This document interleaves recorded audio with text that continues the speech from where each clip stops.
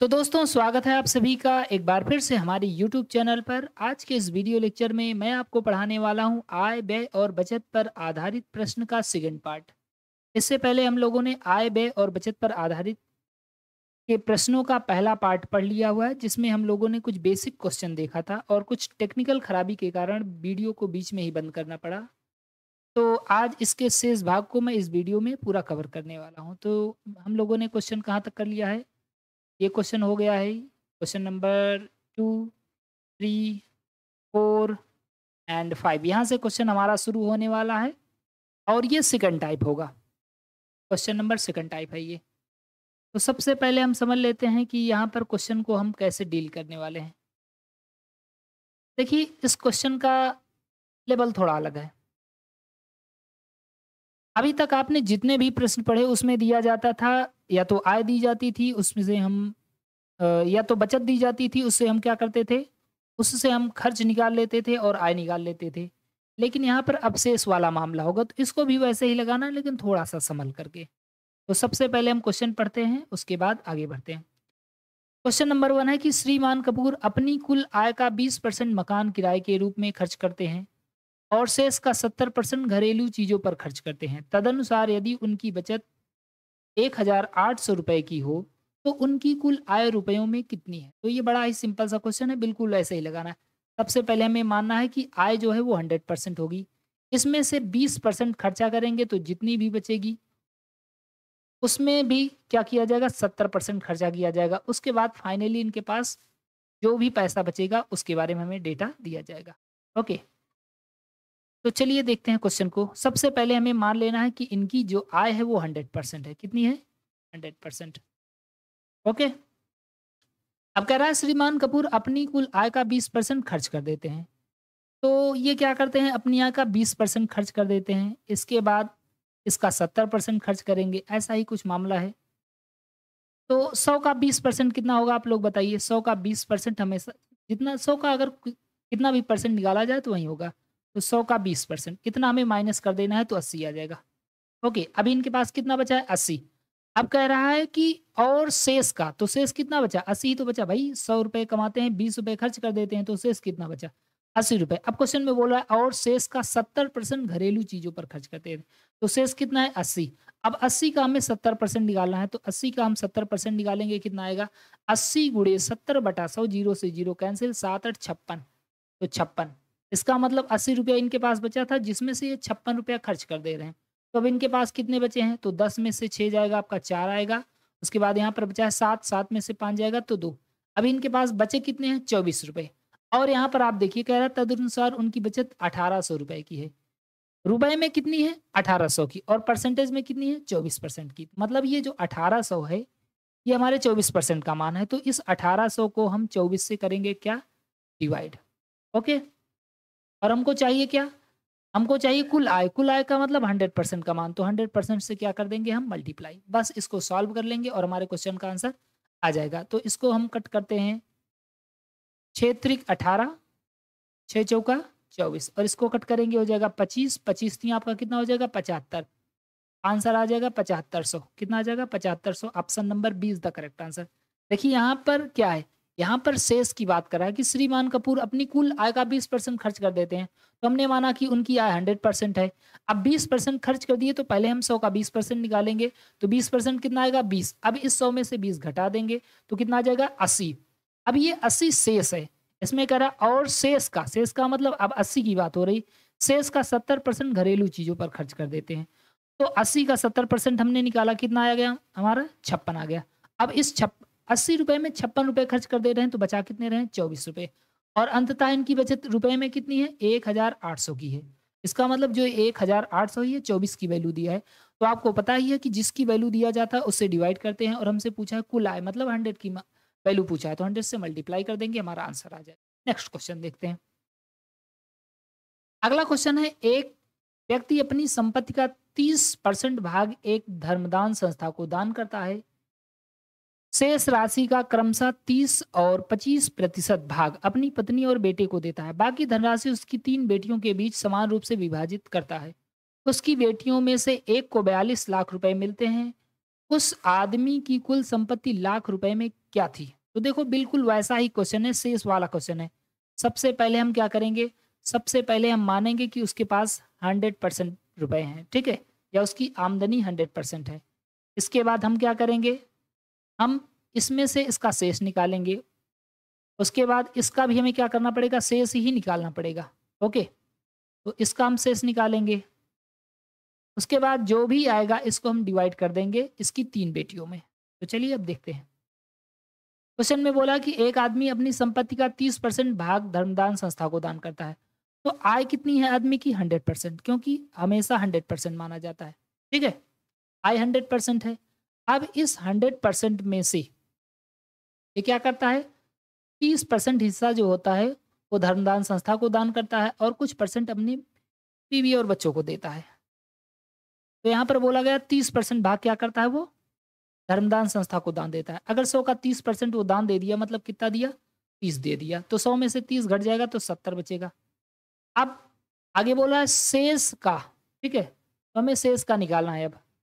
शेष का क्रमशः 30% और 25% पत्नी और बेटे को दे देता है। तो शेष कितना है? 70, और 70 का 30% और 25%, तो दोनों को जोड़ करके निकाल लो ना। 30 प्लस 25 कितना हो जाएगा आपका? ये हो जाएगा आपका 55%। मतलब इस 70 का 55% पत्नी और बेटे को दे देता है। तो 70 का हमें 55% निकालना है।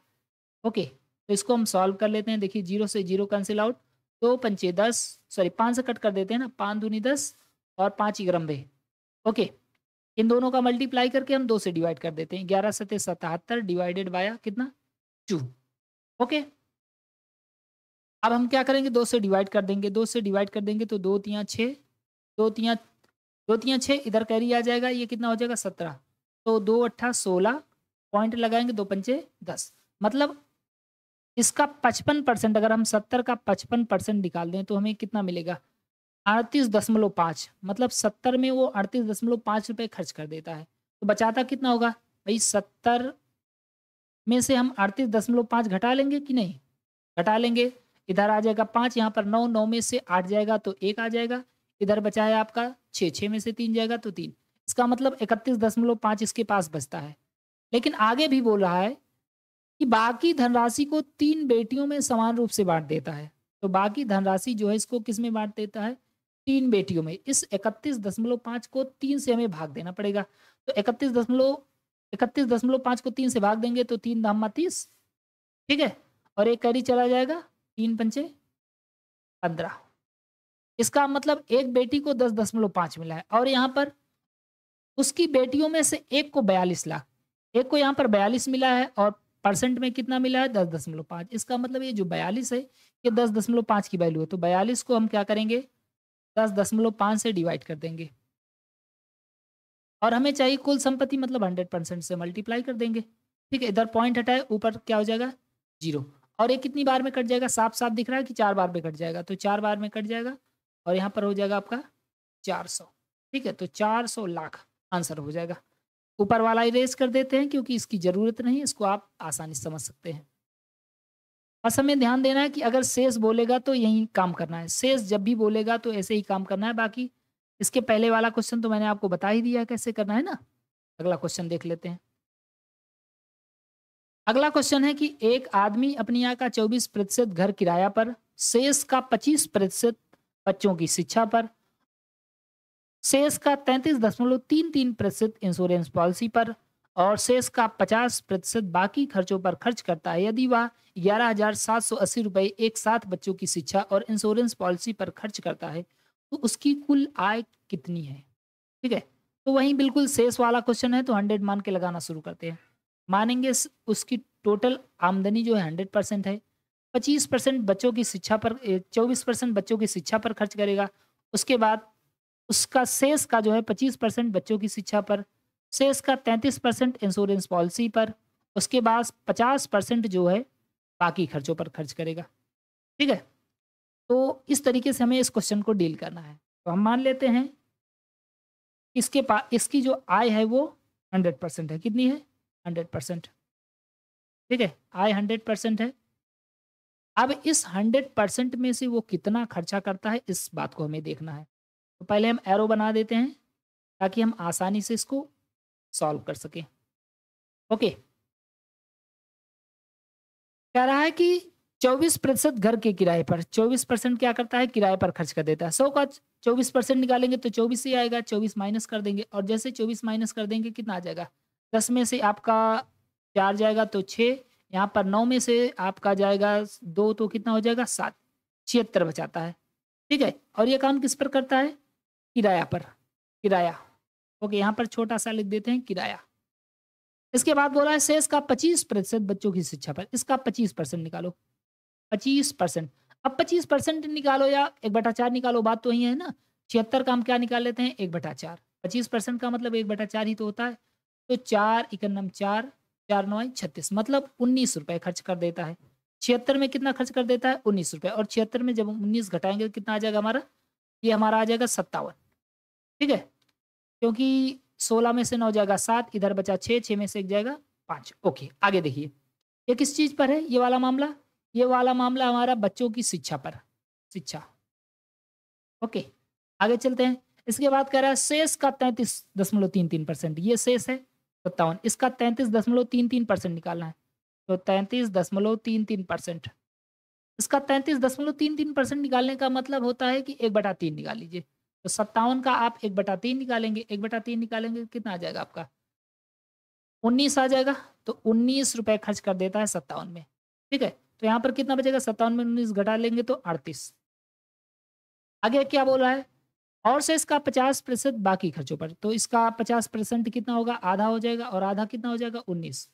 19, अब देखिए हमें किसकी वैल्यू दिया है, ये 11,780 रुपए किसकी है, कह रहा है कि यदि वह 11,780 रुपए एक साथ बच्चों की शिक्षा पर, ठीक है, दूसरा पॉइंट है इंश्योरेंस पॉलिसी पर। ये जो 11,780 रुपए हैं, ये किसकी वैल्यू है, बच्चों की शिक्षा और इंश्योरेंस पर खर्च किए गए। और हमारे पास परसेंटेज में कितने रुपए खर्च किए गए हैं, आप देख रहे हैं कि शिक्षा पर 19% यहाँ पर, और पॉलिसी, ये पॉलिसी है ना, पॉलिसी, पॉलिसी पर 19, मतलब टोटल अगर हम देख लें शिक्षा और पॉलिसी पर 19 दूनी 38 रुपए खर्च किए गए हैं। तो 11,780 रुपए जो है ये किसकी वैल्यू है, 38 की वैल्यू है। ठीक है, और हमको चाहिए क्या, हमको चाहिए कुल आय, मतलब 100%। ठीक है, अब आप इसको काट सकते हैं, 19 दूनी 38, 19 छक्का 114 हो रहा है, इधर कितना बचेगा 3, 19 दूनी 38, इसको कट करेंगे तो कितना हो जाएगा 31, और ये आपका आंसर आ जाएगा 31,000। Option number D is the correct answer. तो कोई दिक्कत नहीं है, कभी कभी हमें एकदम लास्ट वाला देगा, कभी कभी कोई बीच का ही दे सकता है, या कहीं का भी देख सकता है। बस हमें ध्यान क्या रखना है, हमें ध्यान इस बात का रखना है कि वो किसकी वैल्यू दिया है। अगर इस चीज को आप समझ गए ना, तो आप परसेंटेज की धज्जी उड़ा देंगे। ओके, तो चलिए अगले क्वेश्चन की ओर चलते हैं। अगला क्वेश्चन, अगला क्वेश्चन है, उमेश अपनी आय का 20% घरेलू खर्च पर खर्च करता है, शेष आय का 25% बच्चों की शिक्षा पर, 15% यातायात पर, 15% दवाइयों पर और 10% मनोरंजन पर खर्च करता है। उसके पास 9,800 रुपए बचते हैं, उसकी मासिक आय क्या है। बिल्कुल वैसा ही क्वेश्चन है। हम शुरू में मानेंगे कि उसके पास 100% आय है, 20% खर्च कर देगा, उसके बाद उसका शेष हमें निकालना पड़ेगा। शेष आय का 25%, 15%, 15% और 10%। इसके पास फिर शेष कुछ बचेगा, बस ऐसे लगाना है। तो हम मान लेते हैं कि इसके पास 100% इसकी आय है। अब क्वेश्चन में क्या बोला हुआ है, इस लाइन को हम ध्यान से पढ़ते हैं। ओके, क्वेश्चन में हमको बोला गया है कि उमेश अपनी आय का 20% घरेलू खर्चों पर खर्च कर देता है। तो 20%, 100 का 20% निकालेंगे तो कितना आएगा, 20 आ जाएगा। मतलब 100 रुपए कमाता है, 20 खर्च कर देता है, तो इसके पास शेष कितना बचेगा, 80। क्योंकि हमसे शेष की ही बात की है। देखो ये बोला है शेष आय का 25%, 15%, 15% और 10%, टोटल कितना हो जाएगा 25, 15, 15 और 10। तो 15, 15, 30, 30, 10, 40, 40, 20 आपका 60, 60, 5, 65। इसका 65% खर्च कर देता है। तो हम 80 का 65% निकाल लेते हैं। 80 गुणे 65 बटा 100, 0 से 0 कैंसल आउट, 2 आपका 5 से कट जाएगा, 5 दूनी 10 और कितना हो जाएगा ये? 5 के अंदर 5, 5 3 15, 13 से और 2 चौका 8, 13 चौका 52, मतलब 52 रुपए खर्च कर देता है। कितने में? 80 रुपए में। अगर 80 में ये 52 खर्च कर देता है तो इसके पास बचेगा कितना? तो 10 में से आपका 2 चला जाएगा, यहाँ पर बचेगा 8, यहाँ पर बचा है 7, 7 में से 5 जाएगा तो कितना आ जाएगा आपका? 2, मतलब 28 बचते हैं उसके पास। और हमें किसकी वैल्यू दिया है? उसके पास 9800 रुपए बचते हैं। ये जो 9800 है ना, ये किसकी वैल्यू है? ये 9800 जो है, ये किसकी वैल्यू है आप बता सकते हैं? कह रहा है कि शेष उसके पास बचते हैं। 9800 जो है, ये वैल्यू है हमारे 28 की, तो 28 से कर देंगे डिवाइड और हमको चाहिए किसकी? मासिक आय मतलब 100 की, तो 100 से कर देंगे मल्टीप्लाई, खेला खत्म। 14 दूनी 28, 14 सते 98 और इसको कट करेंगे तो ये हो जाएगा 35, 350 और 2 जीरो जुड़ जाएगा तो हमारा आंसर आ जाएगा 35,000। Option number C is the correct answer. Okay. अच्छा, एक बात यहाँ पर ध्यान रखिएगा, केवल इधर शेष बोला है, उसके बाद शेष नहीं बोला, इसीलिए नहीं तो अगर बोला होता शेष का 15%, शेष का 15%, शेष का 10%, तो हम बारी-बारी से शेष निकालते जाते। ओके, लेकिन यहाँ पर शेष की बात नहीं किया, एक ही बार बोला था, तो इसलिए सबको हमने जोड़ लिया है।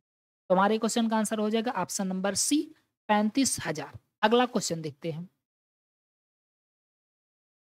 अगला क्वेश्चन अब आपको ये कैटेगरी नंबर 3 का मिलेगा। कैटेगरी नंबर फर्स्ट में हम लोगों ने क्या पढ़ा था?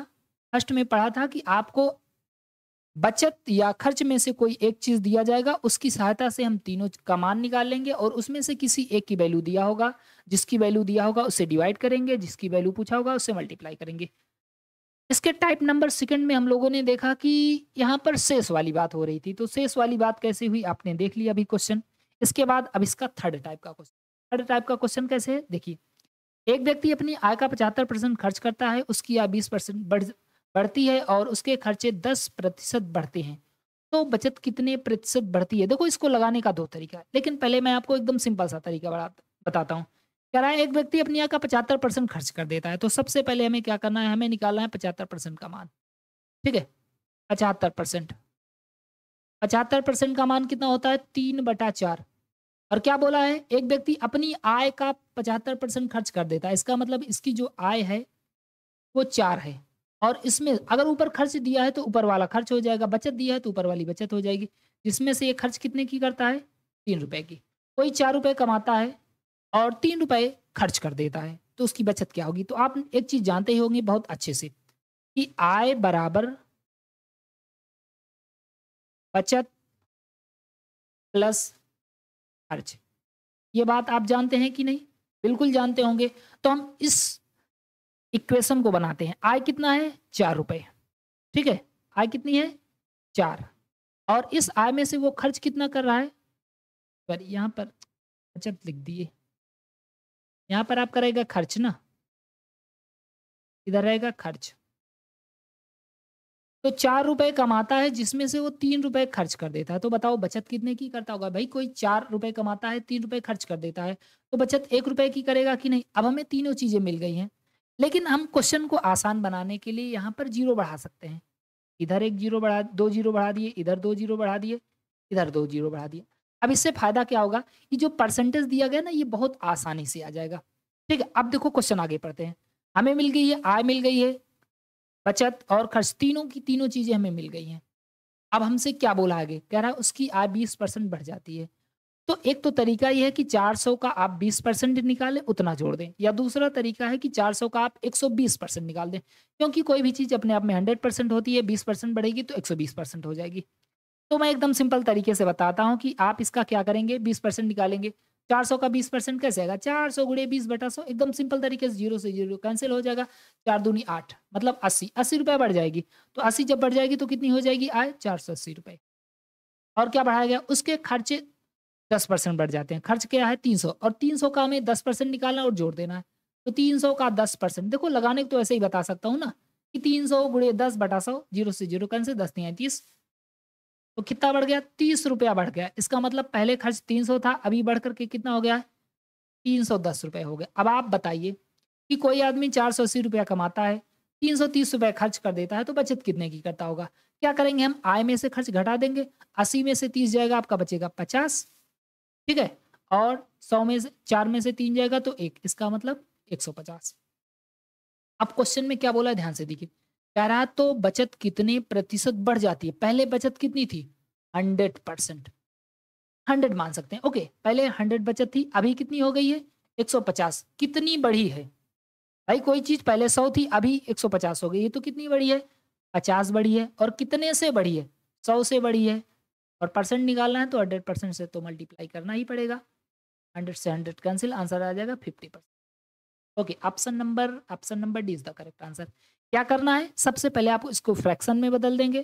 फ्रैक्शन बदलने के बाद इसमें से आप तीनों चीज पता लगा लेंगे। क्या पता लगाएंगे? आय, बचत और खर्च। क्योंकि दो चीजें हमें पता चल गई हैं तो तीसरी आराम आराम से पता चल जाएंगे। अब इसको अगर सरल बनाना चाहते हैं तो दो दो जीरो बढ़ा दीजिए, ताकि हमारे परसेंटेज को निकालना बहुत आसान हो जाए। तो दो दो जीरो हमने बढ़ा दिया। अब बोला है कि आय 20% बढ़ जाती है, तो 400 का 20% निकाल के जोड़ दो, या दूसरा तरीका है 400 का 120% निकालो। भाई 400 का हम 120% भी निकालेंगे तब भी यही 480 आएगा। देखो जीरो से जीरो कैंसिल, 12 चौक 48, 480 आया कि नहीं? तो ये दोनों तरीके को आप अपना सकते हैं, ठीक है। उसके बाद आके क्या बोला है? उसके जो खर्च होते हैं वो 10% बढ़ जाते हैं। अब खर्च 10% बढ़ गया है तो क्या करो? जितना भी खर्च है, खर्च कितना था? 300। अब 300 का आप क्या करेंगे? 300 का निकालेंगे 10%, और 10% जितना आएगा उसको जोड़ देंगे। इसके बाद अब देखो 480 कमाता है, 330 रुपए खर्च कर देता है, तो बचत कितनी की करेगा? 480 में 330 घटा देंगे, मतलब 150 की बचत करता है। अब पूछा है कि उसकी बचत कितने परसेंट बढ़ी है या घटी है? तो पहले 100 थी, अभी 150 हो गई है, तो बढ़ी कितनी है? 50। और कितने पर बढ़ेगी? प्रारंभिक मान से। प्रारंभिक मान कितना है आपका? 100। तो बटा 100 इंटू 100% आ जाएगा आंसर। अगला क्वेश्चन देख लेते हैं।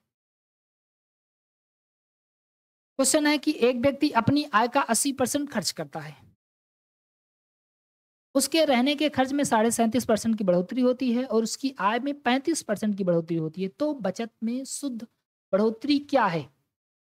देखो भाई, अगर आपको परसेंटेज ये वाला आसान, एकदम आसानी से दिया गया हो, तो आप 100% ही मानकर लगा सकते हो। कोई ज़रूरी नहीं कि फ्रैक्शन में बदलो।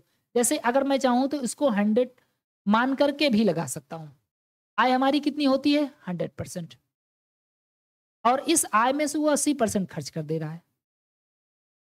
ठीक है, आय कितनी है? 100%। 80% खर्च कर देता है, तो बचत कितने की करता होगा? 20 की। अब देखो ये सिंपल सा नंबर है, इसीलिए हमने फ्रैक्शन में नहीं बदला। अगर यहाँ पर जैसे आ जाए 25%, 37.5%, 12.5%, ऐसा कुछ आ जाता है तो उसको हम फ्रैक्शन में बदल कर लगा सकते हैं। इसको भी लगाएंगे, ये भी आएगा, लेकिन ये हमारे लिए आसान है। तो हमें सबसे पहले ये समझना पड़ेगा कि आसान कौन सा तरीका पड़ेगा। यहाँ पर आसान पड़ेगा कि हम इसको फ्रैक्शन में ना बदलें, क्योंकि जीरो जीरो की हमें ज़रूरत ही होती है और जीरो हमें मिला हुआ है, तो हम इसको 100 ही मान के लगाते हैं। अब आगे क्वेश्चन में पढ़ते हैं। कह रहा उसके रहने का खर्च 37.5% बढ़ोतरी हो जाती है। देखो ये आय थी, आय, और ये क्या था? खर्च। और ये क्या थी हमारी? बचत। अब देखो बढ़ोतरी कहाँ हो रही? बढ़ोतरी हो रही है आपके खर्च में। खर्च में 37.5% की बढ़ोतरी हो रही है। मतलब इस 80 का हमें 37.5% निकालना है और उस 80 में जोड़ देना है। अब आप जानते हैं कि 37.5% का मान होता है 3/8। क्या होता है? 3/8 होता है। अब आप कहोगे सर जी कैसे पता? 12.5% का मान आप जानते हैं? 12.5% का मान होता है 1/8। तो 12.5 में अगर हम 3 से गुणा कर देंगे तो बाकी हैं 36, और एक एक मिलके 37, और आधा मिलेगा तो 37.5। इसका मतलब अगर 12.5 में 3 से गुणा किया है तो 1/8 में भी 3 से गुणा किया जाएगा तो 3/8। अब इसको काट दीजिए, कितना हो जाएगा? 10 तियां 30। इसका मतलब 30 बढ़ गया। पहले 80 था, अभी 30 बढ़ गया, तो कितना हो जाएगा? 110 हो जाएगा। ठीक है, आगे देखिए।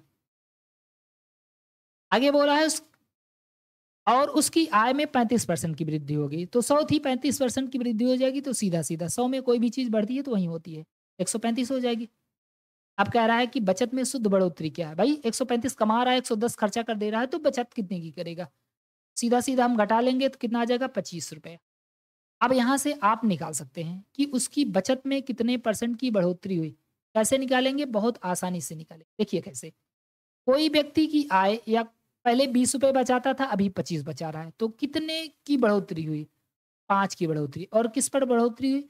बढ़ोतरी हमेशा इनिशियल वैल्यू पर, मतलब 20 पर होगी, इंटू 100%। 20 पंचे 100, 5 पचम 25, 25% आंसर आ जाएगा। Option number is the correct answer. Okay, तो कुछ करना नहीं है, बस हमें ध्यान ये रखना है कि जितना परसेंट बढ़ाया जा रहा है जो, उसको हम बढ़ा देंगे, उसके बाद बचे हुए को निकाल लेंगे घटा करके। इसमें और इसमें सब्ट्रैक्ट कर देंगे तो ये मिल जाएगा। फिर हमें चेक करना है कि 20 से 25 बढ़ा, कितना बढ़ा? 5 बढ़ा, और किस पर बढ़ा? 20 पर बढ़ा। तो 5/20 इंटू 100% आ जाएगा हमारा आंसर 25%। नेक्स्ट क्वेश्चन देख लेते हैं। अब देखिए यही क्वेश्चन जो है आपको रेशियो में दिया गया, तो रेशियो में दिया गया तो कोई दिक्कत नहीं, अभी तक हम रेशियो बनाते थे, अब हमको बना कर दे दिया तो ये बड़ी अच्छी बात है। कह रहा है राम का व्यय और बचत। तो हमें, हमारे पास 3 चीज़ें होती हैं, क्या-क्या होती हैं? आय,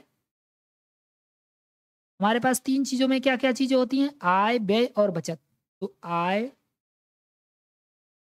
व्यय और बचत, और आप इस चीज़ को भली-भाँति जानते होंगे कि व्यय और बचत जोड़ दें तो आय मिल जाती है ना? अब हमें क्या दिया गया है कि राम का व्यय और बचत 3:2 में है। तो 3 व्यय है और बचत कितने की है? 2। अब आप बताइए, कोई व्यक्ति ₹3 खर्च कर देता है, ₹2 बचाता है, तो वो कितने रुपए उसकी आमदनी होगी? तो इन दोनों को जोड़ देंगे तभी तो आएगा ना, क्योंकि व्यय और बचत जोड़ देते हैं तो आय मिल जाती है। अब यहाँ पर 5 हो जाएगा, मतलब आय 5 है। लेकिन देखिए दिया गया है उसकी आय 10% बढ़ेगी, व्यय 12% बढ़ेगा, तो परसेंट से छुटकारा पाने के लिए हम एक काम कर लेते हैं।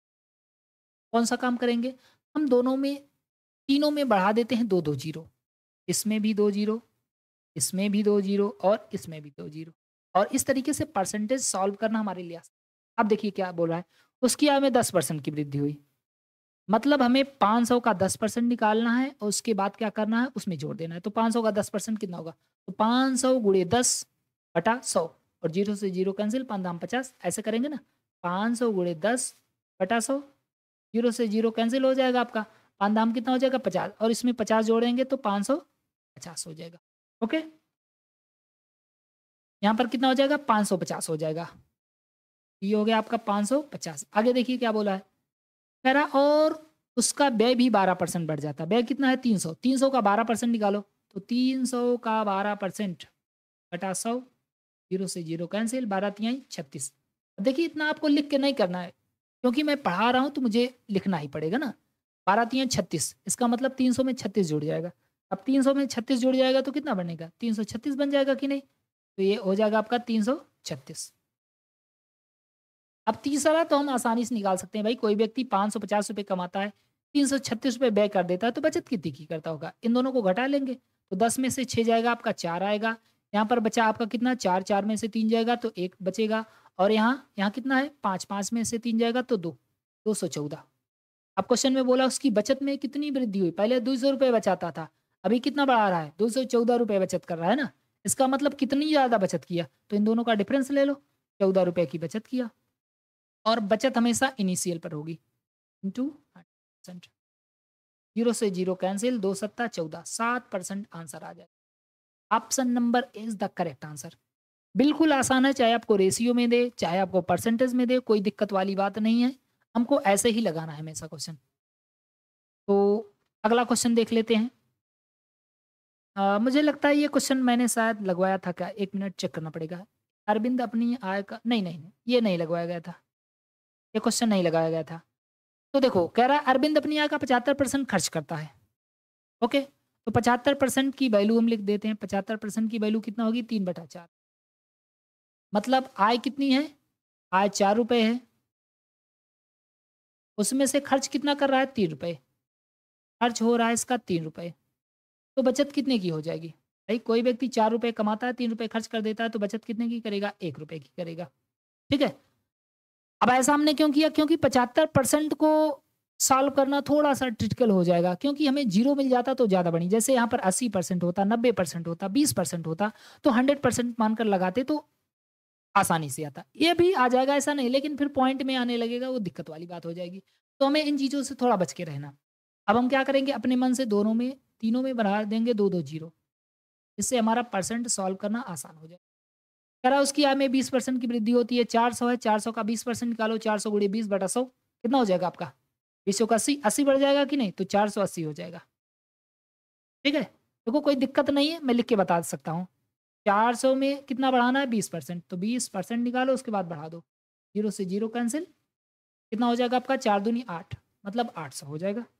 ओ सॉरी 80, तो 80 इसमें बढ़ जाएगा, तो 400 था, 80 बढ़ गया तो कितना हो गया 480। आगे देखिए, कह रहा है खर्च में 10% की वृद्धि कर रहा है, तो 300 का 10% निकालेंगे तो 300 गुणे 10/100, 0 से 0 कैंसिल, 10 नहीं है 30, मतलब 30 बढ़ जाएगा, और 30 बढ़ जाएगा तो कितना हो जाएगा 300। ठीक है, अब हम बचत तो आसानी से निकाल सकते हैं। कोई व्यक्ति 480 रुपये कमाता है, 330 रुपये खर्च कर देता है, तो बचत कितने की करता होगा? सीधा-सीधा दिख रहा है, ये करता होगा बचत 150 रुपये की। कितने की? 150। ये क्वेश्चन मैंने शायद लगवा दिया था ना, 50 बटा कितना हो जाएगा यहाँ पर? 100 इंटू 100%, ये क्वेश्चन लगवाया गया था, रिपीटेड क्वेश्चन। अच्छा ध्यान नहीं दिया क्योंकि इसमें नाम थोड़ा चेंज था ना इसलिए। बाकी क्वेश्चन वही है, कोई बात नहीं है। अगला क्वेश्चन देख लेते हैं, ये क्वेश्चन रिपीटेड है। ये क्वेश्चन देखिए आप, एक व्यक्ति अपनी आय का 75% राशि खर्च कर देता है, अनंतर उसकी आय 20% बढ़ जाती है और खर्च में 15% की वृद्धि कर देता है, तदनुसार उसकी बचत कितने प्रतिशत वृद्धि हो जाएगी? तो बड़ा ही सिंपल है, 75% है, 75% को हम क्या करेंगे 3/4 लिख सकते हैं। अब 3/4 का मतलब क्या है? 4 उसकी आय है, क्या है? आय। और इस आय में से वो क्या कर रहा है? खर्च कर रहा है। खर्च कितने की कर रहा है? 3 रुपए की खर्च कर रहा है। तो बचत कितने की करेगा? भाई 4 रुपए कमाता है, 3 रुपए खर्च कर देता है, तो बचत 1 रुपए की करेगा। 0, 0 बढ़ा लो, परसेंटेज लगाना आसान हो जाएगा। ठीक है? अब देखिए, कह रहा अनंतर उसकी आय 20% बढ़ जाती है। 20% बढ़ जाएगा तो कितना हो जाएगा? 480 हो जाएगा। समझ रहे हो कि नहीं? भई 400 गुणे 20/100 करके दिखा देता हूँ। 400 गुणे 20/100 हो जाएगा 20 का 80, 80 बढ़ गया कि नहीं? तो पहले 400 था, अभी 80 बढ़ गया तो 480। कह रहा है खर्च 15% बढ़ जाता है, तो हमें इस खर्च का, खर्च मतलब 300 का 15% निकालना है। तो 300 गुणे 15/100 और 0 से 0 कैंसिल, 15 तियाँ 45, मतलब 345। ठीक है? अब हमें 2 चीज़ें मिल गई हैं, तीसरी चीज़ हम बहुत आसानी से निकाल सकते हैं। कैसे?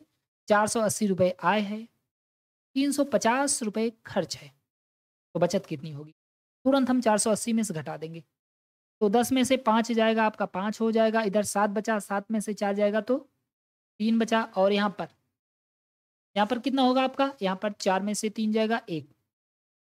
अब बताओ वृद्धि कितने की हुई है? 35 की वृद्धि हुई। और किस पर हुई है? 100 पर। अगर 100 पर होती है तो उतना ही परसेंट आंसर भी आ जाता है। आ जाएगा आपका 35%। Option number C is the correct answer. कोई और क्वेश्चन है? तो ये लास्ट क्वेश्चन है, ये रेशियो पर बेस्ड है, बिल्कुल आसान है। चलिए इसको भी कर लेते हैं। कह रहा है रतन का व्यय और बचत। तो 3 चीज़ें होती हैं, आय, व्यय और बचत। ठीक है? कह रहा है कि व्यय और बचत का अनुपात दिया गया है। व्यय व्यय कितना है? 5, बचत कितना है? 1। तो बताओ आप लोग आय कितनी होगी? 5 रुपए की बचत है, 5 रुपए व्यय है, 1 रुपए बचत है, तो आय कितनी हो जाएगी? 6 रुपए की। अब क्योंकि हमें परसेंटेज दिया गया है आगे, यदि उसका वेतन 20% 25% बढ़ा दिया जाए और बचत 15%, तो उसके व्यय में कितने परसेंट की वृद्धि होगी? तो हम 0, 0 बढ़ा लेते हैं ताकि परसेंटेज सॉल्व करना आसान हो जाए। ठीक है? कह रहा है वेतन 25% बढ़ जाता है, तो 600 का 25% निकालिए आप। 600 गुणे 25/100 और 25 छक्का 150। इसमें 150 बढ़ा देंगे तो कितना हो जाएगा? 150 बढ़ा देंगे तो हो जाएगा हमारा 750। ठीक है? और क्या कह रहा है? उसकी बचत 15% बढ़ जाती है। बचत बचत अब की बार बढ़ रही है। ठीक है? 15% बढ़ जाएगी तो कितना होगा? 100 का जितना भी बढ़ाओगे वही हो जाता है, 115। ओके? अब हम व्यय निकाल सकते हैं कि नहीं? 750 रुपए कोई कमाता है, 115 रुपए बचत करता है, तो व्यय कितना करता होगा? 750 में से घटा लेंगे, 10 में से 5 जाएगा 5, यहाँ पर बचा है आपका 4, 4 में से गया तो 3, और इधर कितना बचा है? इधर बचा है आपका 7, 7 में से 1 जाएगा तो 6। ठीक है? अब क्या करेंगे, हम इन दोनों के बीच में का डिफरेंस लेंगे, क्योंकि हमसे यही पूछा है कि उसके व्यय में कितने परसेंट की वृद्धि हुई। पहले 500 रुपए व्यय करता था, अभी 635 कर रहा है, तो कितना? 135, और 135 बटा कितना हो जाएगा आपका? 500 इंटू 100। ठीक है? 0 से 0 आपका कैंसिल हो जाएगा। 5 से इसको डिवाइड कर दीजिए, 5 दूनी 10, 5 सत्ते 35, 27%। Option number D is the correct answer.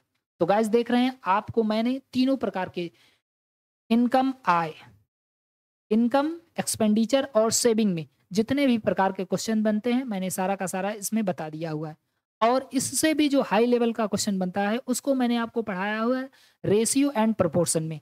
तो अगर वो वीडियो नहीं देखा है आपने तो उसका भी मैं लिंक दे दूँगा डिस्क्रिप्शन में, आप वहाँ पर वीडियो देख सकते हैं। बाकी जितना मैं पढ़ा रहा हूँ अगर इसका आप पीडीएफ डाउनलोड करना चाहते हैं तो हमारे टेलीग्राम चैनल से ज़रूर जुड़ जाइएगा।